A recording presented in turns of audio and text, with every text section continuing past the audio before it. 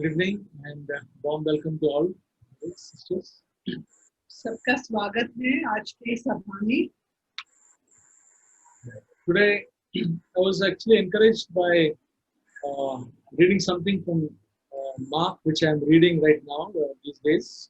मरकुस के पुस्तक से मैंने जो आज पढ़ा उससे मुझे बहुत प्रोत्साहन मिला। So I want to share something on the topic. The title is Two Exemplary Women. दो उदाहरणात्मक स्त्रियों के बारे में मैं बांटना चाहता हूँ। Yeah. So there were quite a few women whom Jesus commended during his time of ministry here on earth. जब प्रभु यीशु इस दुनिया में थे तो उन्होंने कई ऐसे स्त्रियों की सराहना की जिसके बारे में आज हम सुनेंगे। We know about the Canaanite woman whom he said about her faith he commended. जो कनानी स्त्री थी जिसके बारे में यीशु ने कहा कि तुम्हारा विश्वास बहुत ही बड़ा है। Then the woman with the hemorrhage, she came and touched him, and Jesus said, "Your faith has made you well." He praised her. और एक स्त्री जिसको लहू का बहाव था 12 साल से, उसके बारे में भी हमने सुना है। And then that sinful woman, the woman who was immoral woman who came, which in Luke chapter 7, who came and washed Jesus' feet with her tears. और जो पापी स्त्री थी जिसने अपने आंसू से यीशु मसीह का जो पांव थे उसको धोए। Then we know about Mary, the sister of Lazarus, whom Jesus said she has chosen the better part, and it will not be taken away from her. और मरियम जो लाजरस की बहन थी जिसके बारे में यीशु मसीह ने कहा कि तुमने जो सर्वश्रेष्ठ चीज है उसे तुमने चुना है। So today we look at two other women whom Jesus commended, and but this is mainly in the matter of giving. और आज हम ऐसे दो अन्य स्त्रियों के बारे में बात करेंगे जिनको प्रभु ने जिसका प्रभु ने प्रशंसा किया वो दान देने के विषय में। So we'll look at Mark chapter 12 verses 41 to 44 for the first one. Mark chapter 12 verses 41 to 44.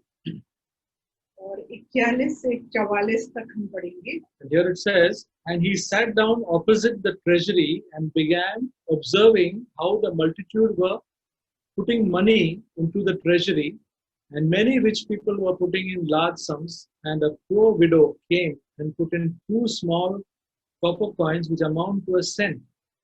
And calling his disciples to him, he said, 'Truly I say to you, this poor widow put in more than all the contributors to the treasury, for they all put out of their surplus, but she out of her poverty put in all she owned and all that she had to live on.'"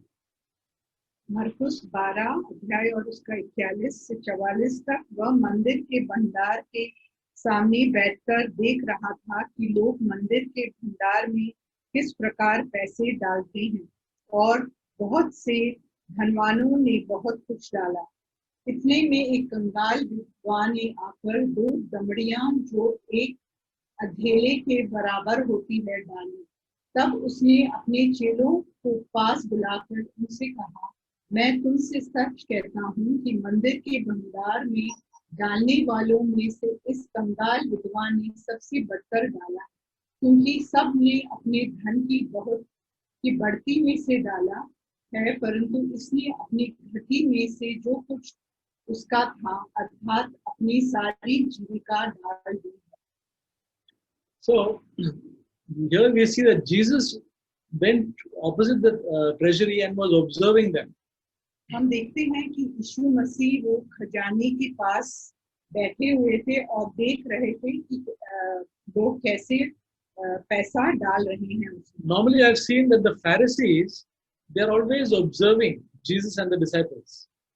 मैंने देखा है कि जो फरीसी लोग हैं वो हमेशा अ, देखते रहते थे कि यीशु मसीह और उसके चेले क्या कर रहे हैं। So the Pharisees were known to always watch people. वो ऐसे एक पहरा रखते थे यीशु मसीह के ऊपर और लोगों के ऊपर। So it was interesting to see that even Jesus was observing. तो हम यहाँ देख सकते हैं कि यीशु मसीह भी यहाँ देख रहे थे। Yeah, but the only thing is, what Jesus was observing was for a different reason, and the Pharisees were observing for another reason.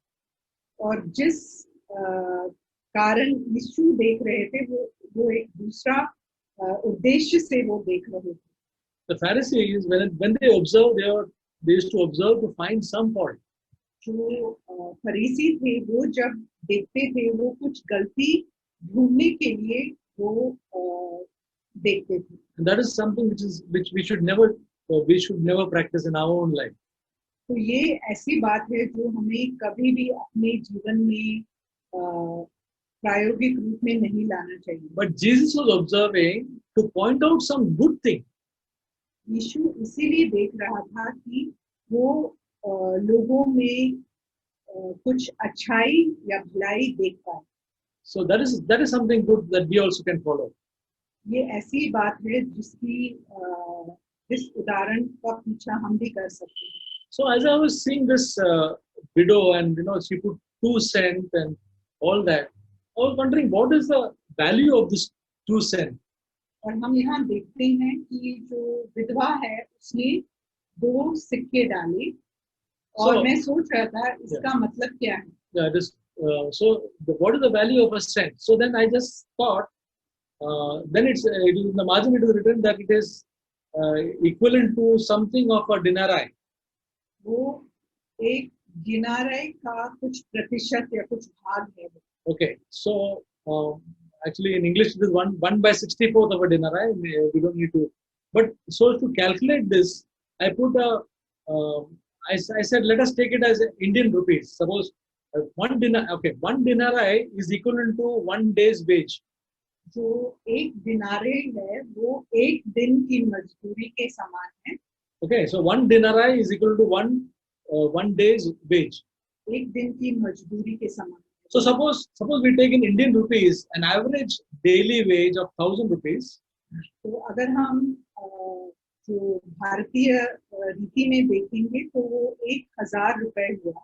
Then this equivalent of that cent of the denarii, when you say, is equal to just 15 rupees. और जो विधवा ने दिया वो सिर्फ 15 रुपए। So if you take it in Indian terms, the woman has put just 15 rupees into that treasury box. तो उस विधवा ने सिर्फ 15 रुपए डाले उस खजाने में। And the rich people who have got lakhs of rupees, they have put thousands of rupees, 10,000, 20,000, and so on. और जो ये जो धनवान लोग थे उन्होंने बहुतायत में उस खजाने में डाला होगा। So just imagine thousands of rupees and 15 rupees. What is the comparison? और हम इसकी अगर तुलना करेंगे 15 और हजारों रुपए में क्या तुलना है। And Jesus said, this lady has put more than those people. लेकिन यीशु मसीह कहते हैं कि इस विधवा ने इन सब धनवानों से बढ़कर बहुतायत में दिया है। Because others have given out of their surplus. They had so much of money and they gave something. क्योंकि जो धनवानों ने दिया उन्होंने अपनी बढ़ोतरी से या उनके पास जितना पैसा था उसमें से थोड़ा सा उन्होंने दिया। But this lady had only 15 rupees with her, nothing else. तो इस स्त्री के पास जो विधवा थी उसके पास सिर्फ 15 रुपए थे। With that she had to live on, and that also she put it inside. उससे उसे अपना गुजारा चलाना था, लेकिन उसको भी उसने उसमें डाल दिया, खजाने में डाल दिया। If you try to imagine what a lady she was, that when she had such tremendous faith. तो हम इससे देख सकते हैं कि इस स्त्री ने एक बहुत ही असाधारण रूप का विश्वास, and we can say she had faith and love towards God, और उसमें ऐसे विश्वास और प्रेम था, thinking that if I put this, God will take care of me. क्योंकि उसे इतना विश्वास था कि अगर मैं अपनी पूरी जीविका को डाल दूं फिर भी प्रभु मुझे संभाल पाए. So this sort of giving we can call is an extravagant giving. तो इस प्रकार के दान देने को हम कह सकते हैं कि ये एक असाधारण रूप का दान है. And to such a person, God is not a debtor. God is not a debtor to anybody. और परमेश्वर जो है वो किसी का कर्जदार नहीं रहता. So Jesus was saying it's not a matter of the quantity that we put, but the commitment and faith in our giving. और प्रभु इसके द्वारा ये कहना चाहते थे कि ये चीज मायने रखता है कि ये चीज मायने नहीं रखता कि हम कितना देते हैं, लेकिन हम किस प्रकार से अपनी प्रतिबद्धता और अपनी विश्वास से हम देते हैं वो मायने रखता है. See, to our human understanding, we feel, this person has given such a lot of money, and we feel, but that is not the way God looks. और जैसे हम मनुष्य के रूप में हम देखेंगे तो हम सोचते हैं कि अरे इसने इतना सारा पैसा दिया तो एक बहुत बड़ी बात है, हम ऐसा सोचते हैं. So God looks as the quality of our giving. लेकिन जो परमेश्वर है वो उस दान देने में जो गुण है उसको देखता है. Sometimes we see some small in our boxes some 5 rupees or 10 rupees and all, and those are very important notes. कई बार हम ऐसा भी देखते हैं कि जो दान देने का बक्सा रहता है उसमें 5 रुपए या 10 रुपए डला हुआ होता है, लेकिन उसकी कीमत बहुत ज्यादा है. We don't see the value of that. We think of only big notes, but everything is valuable to God. हम सिर्फ बड़े बड़े नोटों को देखते हैं और उसे हम महत्व देखते हैं, लेकिन परमेश्वर ऐसा नहीं देखता. So the word of God exhorts us in 2 Corinthians 9:7. जो परमेश्वर का वचन है वो 2 कुरिन्ती 9वां अध्याय और 7वें वचन में ऐसे कहता है. This Corinthians 9 chapter is the chapter on giving.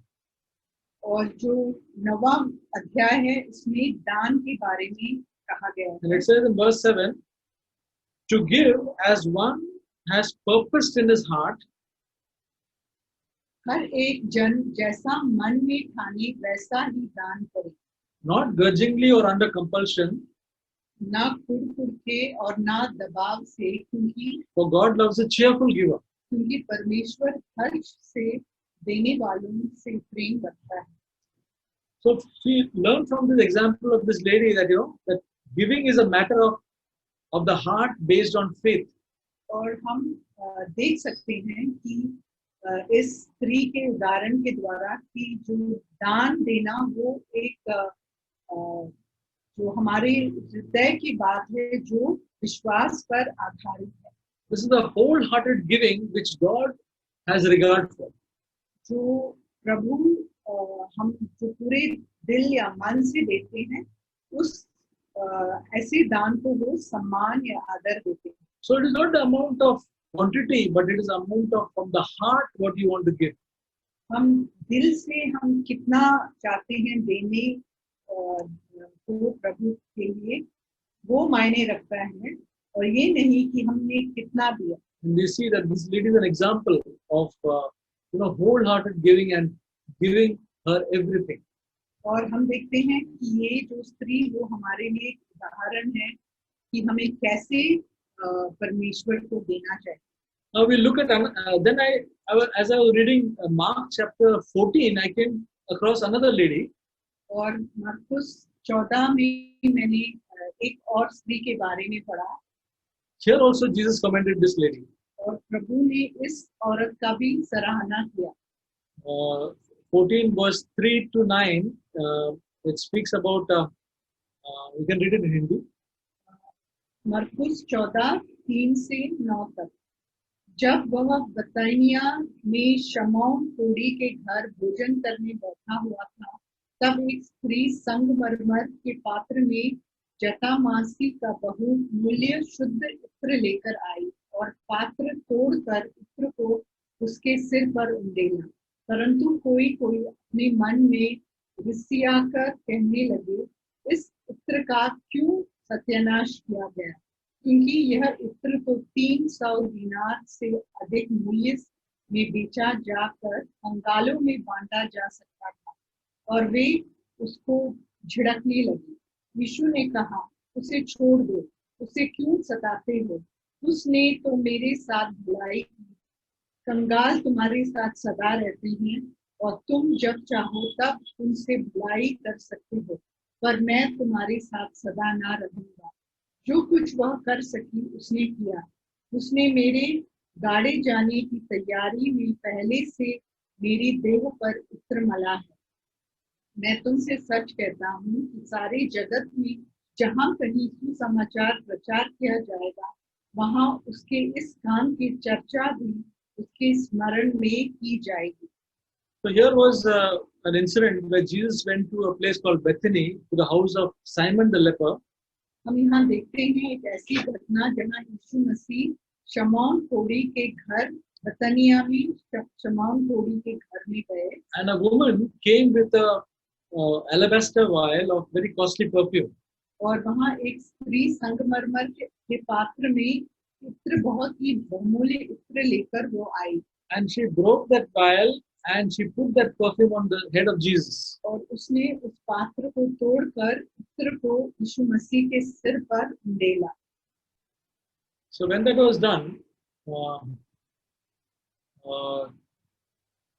the people there was very angry or rather indignant. They said, "What is this?" They knew that this perfume was very costly. Why this wasted this? तो वहाँ जो लोग थे उन्हें बहुत गुस्सा आया और उन्होंने कहा, ये क्यों बेकार में ये जो इत्र है इसे ऐसे बेकार में यीशु मसीह के ऊपर डाला गया। This could be sold for 300 denarii and the money could have been given to the poor. तो वो कहते हैं कि ये जो इत्र है इतना बहुमूल्य है, वो 300 दिनारे जो है हम उसको बेचकर हम जो कंगाल है या गरीब लोग हैं उनके बीच में हम इसे बांट सकते थे। Now we know that denarii is 1 day's wage. हम जानते हैं कि एक दिनारे जो है एक दिन की मजदूरी के समान है। So 300 denarii is 300 days wages. तो 300 दिन के जो मजदूरी का कमाई के समान है। So suppose we take our Indian example of 1,000 rupees per day.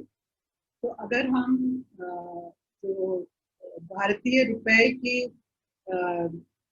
1000 रुपए मानकर लेंगे, So then 300 days will be 3 lakh rupees. तो 300 दिन का जो मजदूरी वो 3 लाख रुपए के बराबर होगा। That perfume costed 3 lakh rupees. तो वो इत्र का जो कीमत थी वो 3 लाख रुपए का कीमत था। That's why they were saying, why this wastage? This could have been given to the poor.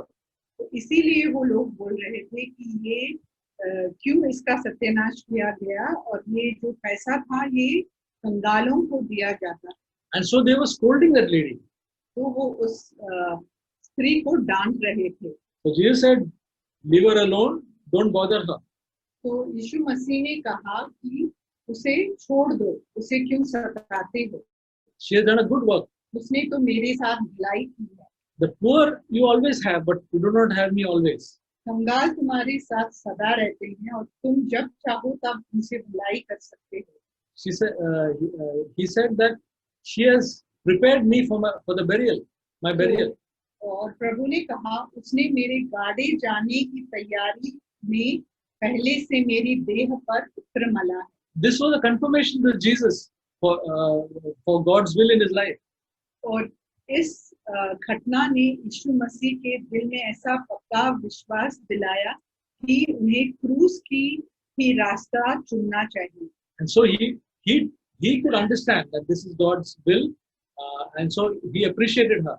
तो वो यीशु मसीह समझ पाए कि ये जो स्त्री ने किया वो जो परमेश्वर के इच्छा के अनुसार उसने किया है, इसलिए उन्होंने उसकी प्रशंसा की. And then he said that what she has done, as to know others, we can read like this, that he has said that what this lady has done, when the gospel is preached to every place, this about her also will be preached.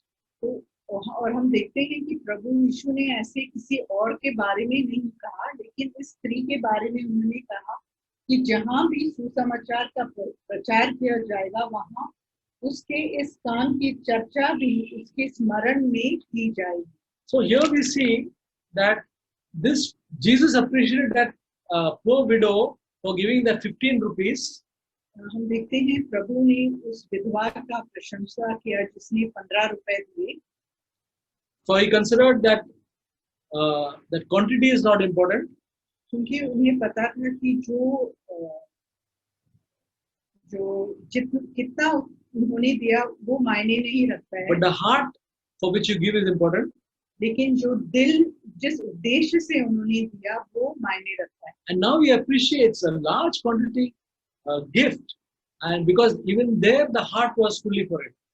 और यहाँ हम देखते हैं कि एक इतना कीमती दान दिया गया, उसे भी प्रभु ने उसका भी प्रशंसा किया क्योंकि उसका जो उद्देश्य था उसने अपने पूरे दिल से ये जो दान था उस दिया.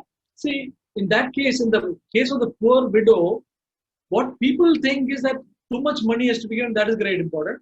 And in the case of this lady, people think that this is a wastage. This could have been, why to give so much? तो हम यहाँ देखते हैं कि जो विधवा है उसने जब 15 रुपए दिए तो लोगों ने सोचा कि कितना कम उसने दिया है, और जब स्त्री ने 3 लाख रुपए का जो उत्तर यीशु मसीह पर डाला तो उन्होंने सोचा कि ये बेकार का बात किया उसने. This lady could have saved up so much money so as to give her best to Jesus. इस स्त्री ने शायद ये जो पैसा है उसने बचत किया है ताकि वो यीशु मसीह को दान दे सके. So now this also is an extravagant giving. और ये भी एक असाधारण रूप का दान है. Okay, so God is so different from our human mind. तो परमेश्वर जो है वो जिस प्रकार से सोचता है वो बिल्कुल हमसे अलग रीति से सोचता है. So now we'll read in this, the First Chronicles 21:24. पहला इतिहास और उसका 21 का 24 से हम पढ़ेंगे. Here David says he had to offer a sacrifice, and one of the people there was giving him everything free. He said, "You take it free." He said, "No, but I will surely buy it for the full price, for I will not take what is yours for the Lord, or offer a burnt offering which costs me nothing." पहला इतिहास 21 का 24वां वचन. राजा दाऊद ने ओरनान से कहा, नहीं, मैं अवश्य इसका पूरा दाम ही देकर इसे मोल लूंगा. जो तेरा है उसे मैं यहोवा के लिए नहीं लूंगा और ना सेंत मीन का होम बलि चढ़ाऊंगा. David was a man who loved God. He was a man after God's heart. For him, whatever he wanted to sacrifice, it is from his own cost. हम देखते हैं कि राजा दाऊद जो है वो परमेश्वर से बहुत प्रेम करता था, इसीलिए जो भी वो परमेश्वर को देना या दान के रूप में देना चाहता था उसे वो मुफ्त में किसी से नहीं लेना चाहता. So that is something which we can learn in our own lives, that whatever we give to God is not something, something which is cheap and non-valuable, but something which is precious and the best that we can give. तो इससे हम ये सीख सकते हैं कि जो भी हम परमेश्वर को दे वो कीमती होना चाहिए हमारे लिए. We'll read 2 Corinthians 8:3-5. और हम दूसरा कुरिन्थी 8वां वचन 8वां अध्याय और उसका 3 to 5. से 5 तक Here, पढ़िए। Paul speaks about the churches in Macedonia. He says, first they gave themselves to the Lord and then to us by the will of God. यहाँ हम देखते हैं कि प्रेरित पौलुस जो है मैकेडोनिया के विश्वासियों के बारे में कहता है कि उन्होंने अपने आप को परमेश्वर को पहले दिया, फिर उन्होंने जो दान वो दिया। So the most important thing is that we give ourselves to the Lord first. Without giving ourselves to the Lord, whatever we give is of not much value. अगर हम अपने आप को हमने पूरी तरह परमेश्वर को समर्पित नहीं किया है और हम पैसा देते हैं, उसमें कोई कीमत नहीं है। Both that poor woman, poor widow, and that lady at Simon's house, they were fully devoted to God. हम देखते हैं कि जो वो विधवा स्त्री थी और जो वो स्त्री जिसने शामोन के घर में वो इत्र डेला यीशु के ऊपर, वो उन्होंने अपने पूरे दिल से किया जो भी उन्होंने किया। So the primary importance in our life is giving ourselves to the Lord, and then everything will go in the proper order. All our giving will be in the proper order.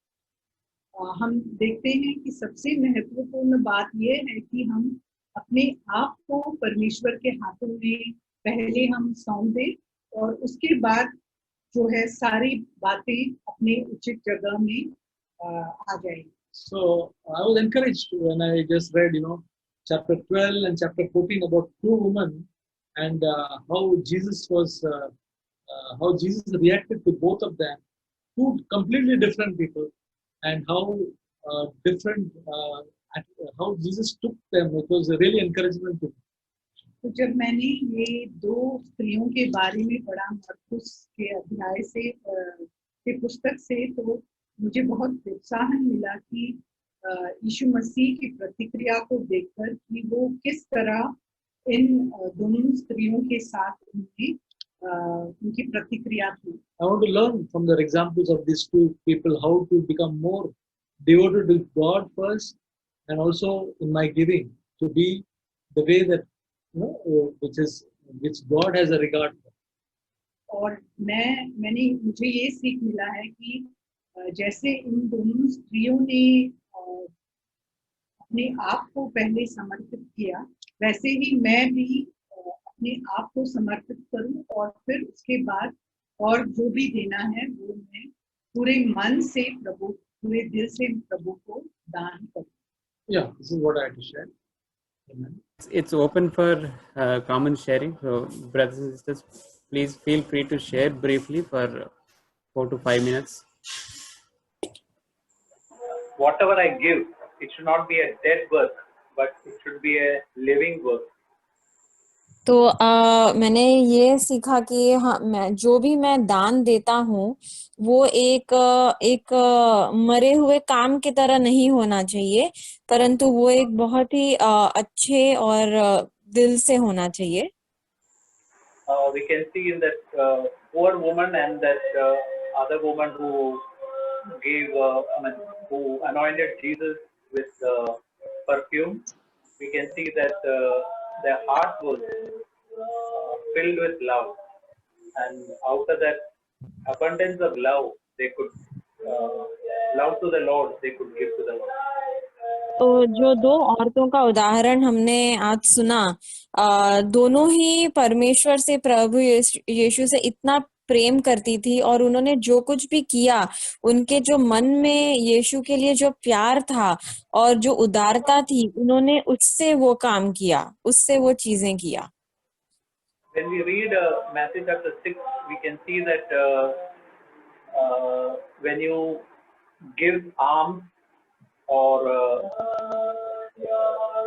when you fast or when you pray, whatever you do, if we are doing with if that whatever we are giving, if we are giving with an attitude of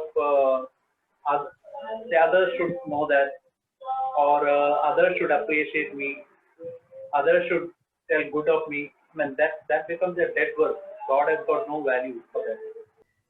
तो मत्ती के 6वें अध्याय में हम ये दान देने के बारे में पढ़ते हैं। और कई बार ऐसा होता है कि जो दान देते वक्त हम ये देखते हैं कि दूसरे उससे उसे देख रहे हैं या नहीं, क्या वो ये देख रहे हैं कि हम कितना दान दे रहे हैं, मतलब दूसरों की दृष्टि में आने के लिए दान देना। तो वो इस तरह का दान देना सही नहीं होता है, और ये एक मृत्यु काम की तरह होता है, इस जिसका कोई फल नहीं है। And what that verse written there in Matthew chapter 6 is, you have no reward with your Father in heaven if you give like that. और मत्ती के 6 अध्याय में जो वचन लिखा है वो ऐसा कहता है कि ऐसा काम करने से हमको परमेश्वर से कोई हमको रिवॉर्ड नहीं मिलने वाला है। So if we are giving not out of love, not out of faith, and for honor of man and for reputation of man, you can say all those works are dead works before God, and God does not look at that at all.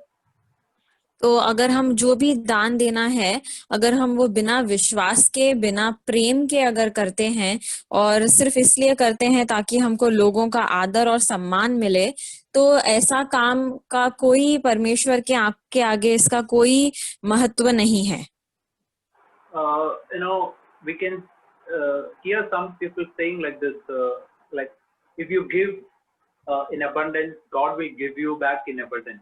See, we can give also with that attitude, but that okay, I want to give so that God will give back to me, and that is doing business with the Lord.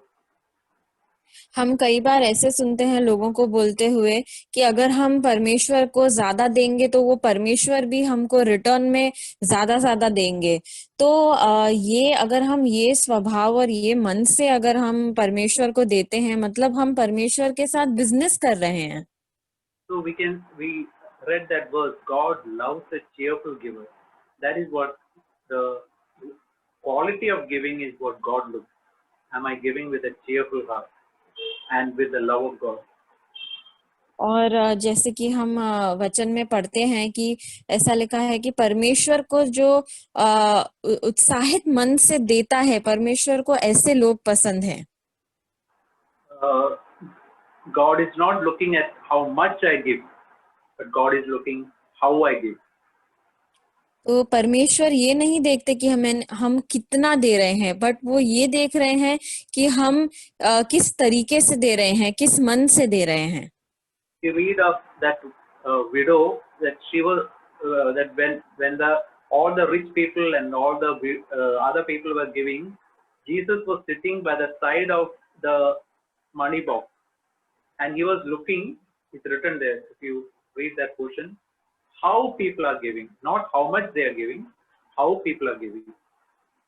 तो ये वाला जो उदाहरण था जिसमें इस औरत का जो सिर्फ 2 सिक्के डालती है, तो जब हम वो कहानी पढ़ते हैं तो उसमें हम देखते हैं कि ऐसा लिखा है कि यीशु ये नहीं देख रहे थे कि लोग उस दान पेटी में कितना डाल रहे हैं, लेकिन वो ये देख रहे थे कि वो कैसे डाल रहे हैं। So I want to take that into my own heart. This is a very important lesson, not only in money, but whatever we give. It can be so many other. We can have so many other givings also, not just money, but in all our giving, what God is looking is how and not how much. तो इससे मुझे बहुत एक बड़ी सीख मिलती है कि मेरा देने का जो स्वभाव है परमेश्वर की तरफ, वो मेरा स्वभाव कैसा होना चाहिए। और ये सिर्फ पैसे देने के, दान के मामले में नहीं है, परंतु ये दूसरी सारी चीजों के बारे में है कि उसमें मेरा स्वभाव कैसा है परमेश्वर की तरफ। I also have to give my eyes, I have to give my thoughts, I have to give my tongue to Jesus Christ. In everything, God is looking, am I doing it for the glory of God and because of the love of Jesus? May God help us. हमें ना ही सिर्फ अपना अपना जो पैसा है वो, परंतु हमारी आंख, हमारे जीभ, हमारी जबान, हमारा व्यवहार, ये सारी चीज हमको परमेश्वर के लिए देना है। Yeah, well, it was a very blessing when we come to the very important issues of giving. तो ये बहुत ही महत्वपूर्ण बात है जब ये जो दान देने वाली बात है वो। Yes, it says that it is more blessed to give than to receive. और जैसे कि परमेश्वर के वचन में लिखा है कि देना ज्यादा आशीषित है लेने से। Because giving is something that it shows a very faithful and a very beautiful heart. क्योंकि जब देने की बारी आती है तो उसके लिए एक बहुत ही सुंदर और अच्छे दिल की जरूरत होती है। And we also witnessed that when Brother Shyam was sharing that sometimes we give out to receive some in return for what we give. और जैसे कि ब्रदर सैम कह रहे थे कि कितने बार हम इसलिए देते हैं ताकि उसके बदले में हमें कुछ मिले। And this become a form of a business with God. और ये एक तरह का व्यापार बन जाता है परमेश्वर के साथ। And sometimes there is a tendency of giving that Lord would favor us. और कई बार हमारे जो देने का मकसद होता है वो इसलिए होता है ताकि परमेश्वर के तरफ से हमको एक आशीष मिले। And this become a form of a corruption to God. और ये एक करप्शन का तरीका हो जाता है। And sometimes also we are giving out of because God had commanded us to give. और कई बार हम इसलिए देते हैं क्योंकि परमेश्वर ने हमें ऐसा कहा है कि बाइबल में कि हमें देना चाहिए। But in the Bible it says God's love is those who give cheerfully. परंतु परमेश्वर के वचन में ऐसा लिखा है कि परमेश्वर को ऐसे लोग पसंद हैं जो उत्साहित रूप से देते हैं। And why that we often like to give to God is one of the very important things that I learned from the 10 Commandments. और जो 10 कमांडमेंट हैं उनमें से 10 जो नियम हैं उनमें से मैंने एक बहुत महत्वपूर्ण बात सीखी है। That the thou shalt not covet, which is one of the last commandment of all that 10 commandments. और जो 10 नियम है उसमें से जो आखिरी का नियम है जो ये कहता है कि हमको लालसा नहीं रखनी चाहिए। So it is learned that when we start giving up, we are able to overcome this temptation of covetousness. तो जब हमारे अंदर देने का स्वभाव आता है तो ये जो लालसा वाली स्वभाव है हमसे ये जाने लगती है। So giving is a very significant thing because it is enable us to overcome this temptation of covetousness in our life. तो जो देने का स्वभाव है वो बहुत ही जरूरी और महत्वपूर्ण है क्योंकि वो लालसा रखने वाले स्वभाव के ऊपर हमें कहीं ना कहीं विजय देता है। And I'm so blessed that in all the circumstances, in terms of giving in money, in terms of giving in time, in terms of giving in a way of energy or whatever talent we have to serve the Lord, it is a significant expressions of a beautiful heart and a faithfulness towards the Lord of a servant. और ये जो हम अपना समय, हम अपना जो स्वभाव, हमारे जो भी टैलेंट हैं, हम जो भी कुछ करते हैं परमेश्वर के लिए, और ये सारी चीजें जो हैं वो एक अच्छे दिल और एक विश्वासी दिल का एक सबूत है। Thank you very much, sister. Thank you. God bless all. आज जो कुछ भी हमने सुना, मैं एक दो चीज बताना चाहता हूँ। मैं मेरे जीवन में कुछ देखा हूँ। वो है कि कुछ साल पहले मेरे पास एक समूह आया, मसीह समूह आया, और उन्होंने मेरे पास आके पूछा कि आप सिर्फ रविवार को क्यों कलीसिया में जाते हो, क्योंकि प्रभु ने सब्बात के बारे में मेंशन किया है बाइबल में। तो इस तरह से लोग मेरे से बातचीत करने लगा। तो मैं उनके साथ बैठा क्योंकि मेरे पास जवाब था उनका। तो वो लोग ने मुझे पूछा कि आप सिर्फ सब्बात क्यों नहीं करते हो, सिर्फ रविवार को क्यों कलीसिया में जाते हो, इस तरह से वो लोग बहुत कुछ सवाल करने लगा। तो मैंने बोला कि मैं सिर्फ एक रविवार को प्रभु को खुश करने के लिए नहीं जा रहा हूँ। मेरे लिए या मंडे से वापस सैटरडे या संडे से संडे हर दिन मेरे लिए प्रभु का दिन है। तो मैं इसके लिए नहीं जा रहा हूँ कि प्रभु को मैं एक संडे दूंगा, बाकी 6 दिन में अपना जीवन जैसा चाहिए वैसे जीऊंगा, ऐसा नहीं। मैं हर दिन प्रभु को खुश करने के जीवन जीना चाहता हूँ।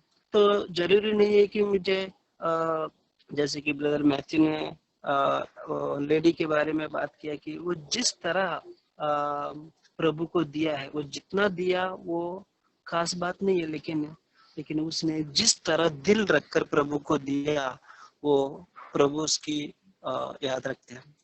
मैं और एक चीज कहना चाहता हूँ कि जुना करार में एक ऐसा नियम है कि आप प्रभु को 10वां हिस्सा दो। हाँ सच है, 10वां हिस्सा दो, लेकिन लोग इस 10वां हिस्सा को इस तरह लेते हैं कि हाँ अगर हम 10वां हिस्सा प्रभु को नहीं देंगे प्रभु हमको कर्ष करेगा या कुछ श्राप देंगे। इन्हें प्रभु को लोग एक परमेश्वर के रूप में देखते हैं और वो बाई के कारण प्रभु को अपना 10वां हिस्सा देते हैं ताकि उनके जीवन में जो कुछ आशीष है वो ना खो जाए, या उसका परिवार में जो भी ब्लेसिंग है वो ना खोया है, या उसकी फसल कोई भी कुछ अच्छा हो गया अगर प्रभु को नहीं दिया तो उसका नुकसान ना हो। यानी हम वो लोग इस कारण प्रभु को देते थे कि एक भय के कारण। लेकिन जब मैं नया करार में मैं जीता हूँ, मेरे अंदर कोई भय नहीं है। यानी इसमें मैं कितना दे रहा हूँ वो इम्पोर्टेंट नहीं है, मैं कौन सा दिल से दे रहा हूँ वो बहुत इम्पोर्टेंट है हमारे लिए। और नया करार में वचन में लिखा है कि जैसे कि जो नया करार में 10वां हिस्सा प्रभु का है, अभी नया करार में ऐसा कोई हिस्सा नहीं है कि 10वां हिस्सा प्रभु का है और 90 हिस्सा तुम्हारा, ऐसा नहीं है। हर एक चीज सब कुछ प्रभु का है नया करार का नियम से। तो मैं जो कुछ भी करना चाहता हूँ पूरे दिल से या मन से और तन से और उसके राज के लिए जो कुछ भी करना चाहता हूँ मैं पूरी तन मन धन से करना चाहता हूँ, क्योंकि प्रभु जो हर्ष देते हैं हमसे प्रेम करता है। Praise God. So as I was hearing this about the woman who broke that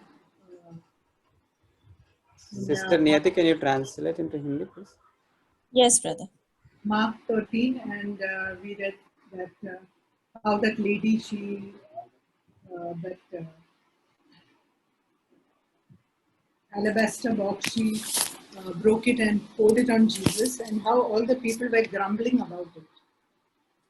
तो जैसे मरकुस के 3 अध्याय में हम उस औरत के बारे में पढ़ते हैं जिसने वो संगमरमर की जो बॉटल थी उसको तोड़ा और उसमें से जो इत्र था वो यीशु के पैर पर उड़ेला, और कैसे जो बाकी लोग थे वो कुड़कुड़ाने लगे कि ये कितना बेफिजूल में उसको व्यर्थ कर दिया।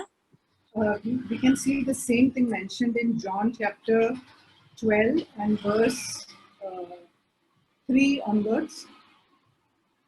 और ये सेम चीज हम यूहन्ना की किताब में 12वें वचन और 12वां अध्याय और 3 वचन में पढ़ते हैं। Mary therefore took a pound of very costly perfume of pure nard and anointed the feet of Jesus and wiped his feet with her hair. And the house was filled with the fragrance of the perfume. But Judas Iscariot, one of his disciples who was intending to betray him, said, "Why was this perfume not sold for 300 denarii and given to poor people?"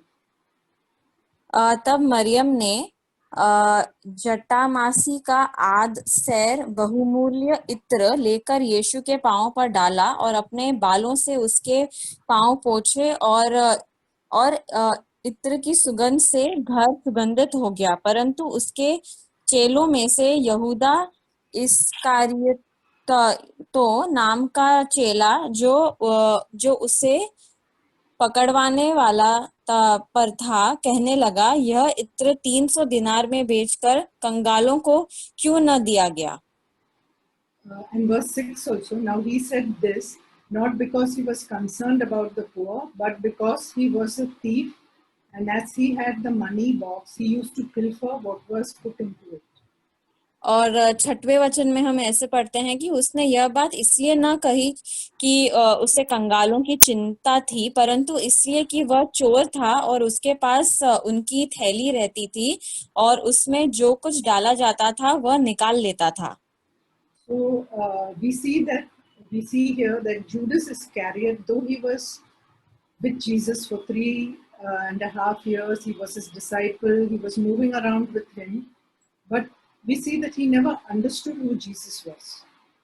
तो ये जो यहूदा Iscariot था वो परमेश्वर के साथ, वो यीशु मसीह के साथ 3-3.5 साल से था, परंतु हम ये देखते हैं कि वो यीशु मसीह को जान ही नहीं पाया. But he didn't know that he was the Son of God and he deserved everything.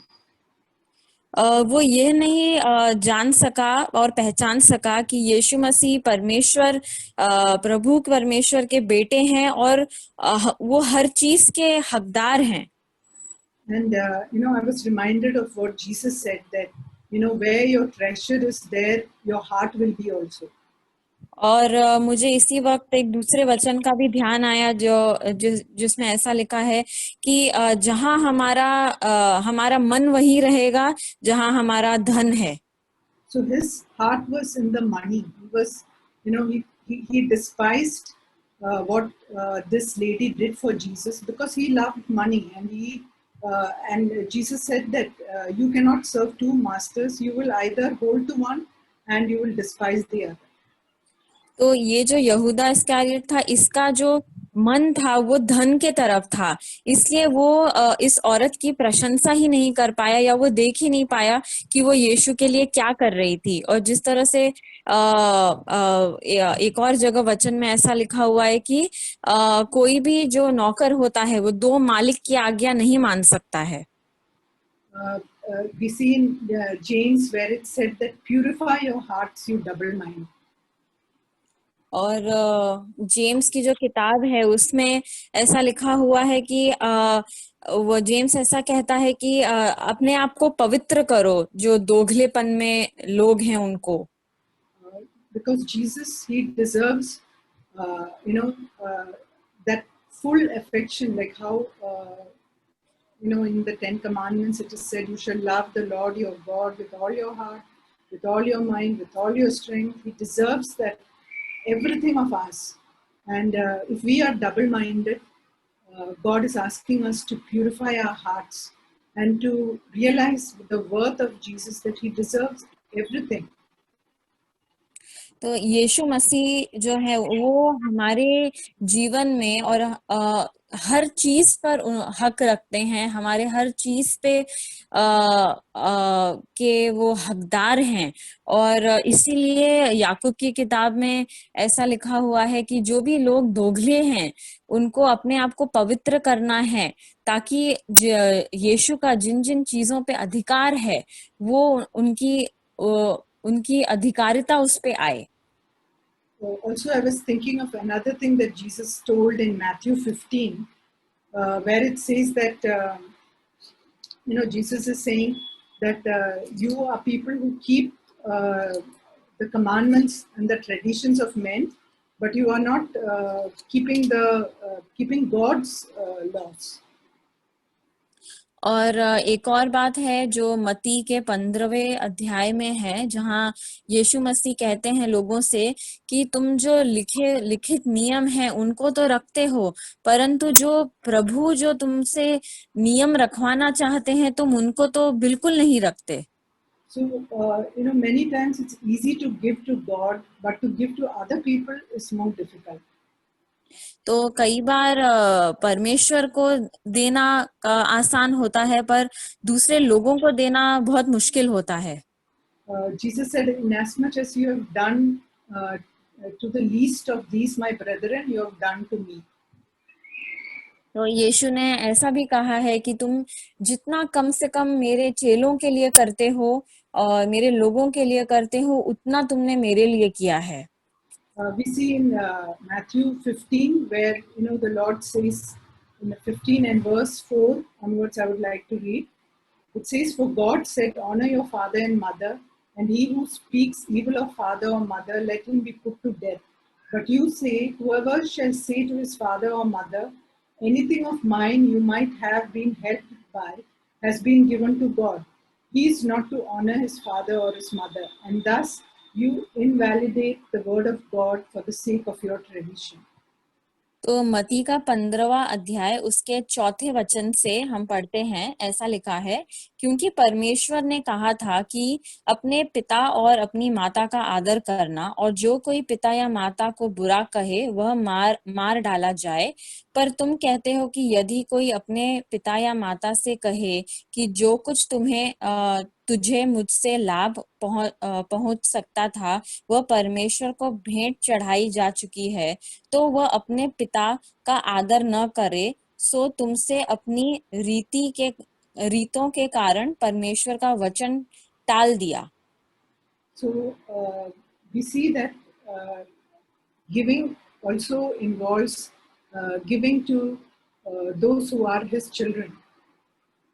तो यहाँ एक और चीज है कि दान देने का यह भी मतलब है कि परमेश्वर के बच्चों को भी दान देना। Yeah, that's what I would like to share.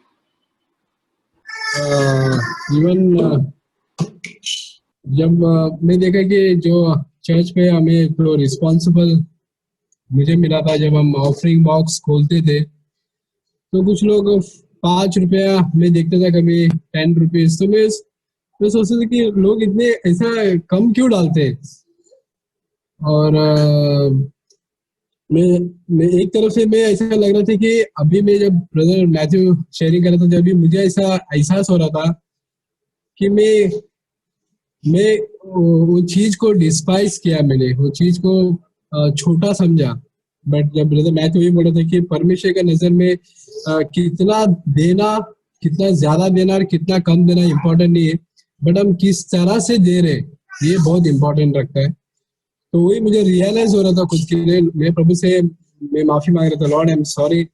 मैं इवन मुझे वो चीज का मुझे याद भी नहीं था कि मैंने ऐसा डिस्पाइस किया है, बट मुझे अभी शेयरिंग सुनने के बाद मुझे रियलाइज हो रहा था कि लोग 5 रुपए डालते, 10 रुपए डालते, जो भी डालते, बट उस चीज को मैं डिस्पाइस नहीं करना चाहता हूँ, क्योंकि परमेश्वर ने उस चीज को एक्सेप्ट किया है, परमेश्वर ने उस चीज को ग्रहण किया है, परमेश्वर ने उस चीज को सम्मान दिया, आदर दिया है। तो मैं कौन होता हूँ उसको डिस्पाइस करने वाला। तो मैं प्रभु का धन्यवाद करता इस वचन के लिए। इतना सा बात मुझे बोला था कि मुझे परमेश्वर ने एहसास कराया, परमेश्वर ने मुझे रियलाइज कराया कि विजय यहाँ पर तो गलत है, रॉन्ग है। तो मैं प्रभु का धन्यवाद करता हूँ इस वचन के लिए। Praise God. We heard about 2 types of women, and when a woman comes into a picture, and the way I see it, now this thing is not related to the subject of today of the giving, but I want to encourage all our sisters, because there are many greater women in the Bible, because they had that power, they had that courage, they had that fear of the Lord, and they were so obedient even to God. If you see, as it says in Samuel, it speaks about Hannah, the desire of a cry, how she cried from her heart to the Lord, that the entire kingdom of heaven opened for her.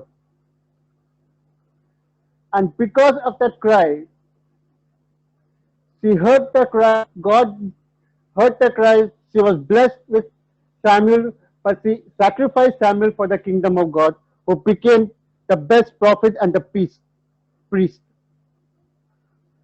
See Esther, a Jewish girl who stood strong, firm in a belief, not shaken. And that courage helped her to save so many Jews, to save her husband also. That was the courage she had. We see Hannah, a powerful prayer, We see Esther as a courageous lady, and the best and example of obedience is Mary. So we have a powerful women in our Bible. We always think that women are the weakest link in the Bible, but they are so powerful if they cry to their heart, if they cry firmly, if they stand courageously, the full kingdom is behind them. So I want to encourage all our sisters that always see to the ones who are courageous ladies, the women in the Bible, to be strong, to stand firm in the Lord. Amen.